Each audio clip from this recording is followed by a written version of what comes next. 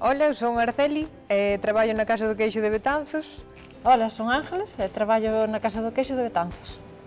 Vamos vos presentar a tenda daqui de Betanzos, na rúa Roldán, e faremos o noso pincho máis aclamado, que é o petisco de queixo. Bueno, a Casa do Queixo de Betanzos é unha tenda de degustación na que poñemos viños e tablas de queixos embutidos. Intentamos ter a maior parte de produtos galegos e dentro da reserva da biosfera.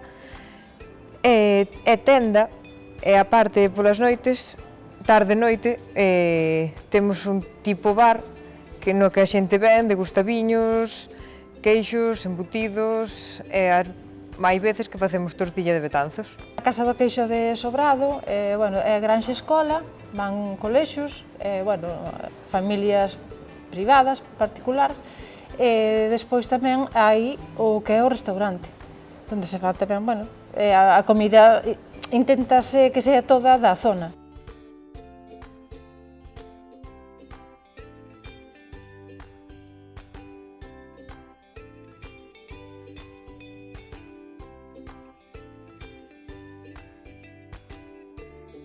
Bueno, pois vamos empezar a facer a receta do petisco de queixo.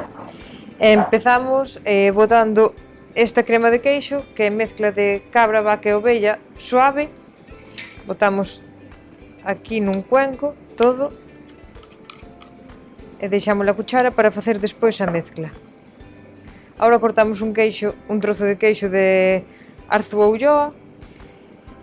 Este queixo fabricámolo nós en Sobrado dos Monxes.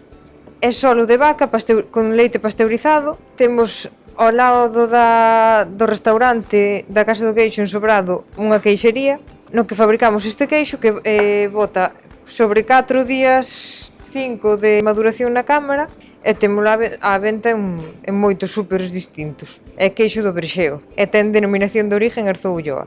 Cortamos en trianguliños e quitámoslle toda a casca. Ao ter parafina non lle podemos botar. Unha vez feito isto, troceamos e cortámoslo en taquiños pequeniños para que ao ir ao forno sexa máis fácil de derretir. Unha vez que imos cortando, xa imos añadindo o queixo en crema. Imos mirando a textura da mezcla destes dous queixos para ver como queda. Mezclamos ben para que non queden moitos cuadradiños xuntos e despois non vaia o queixo en crema polo medio, notaríase dentro do petisco.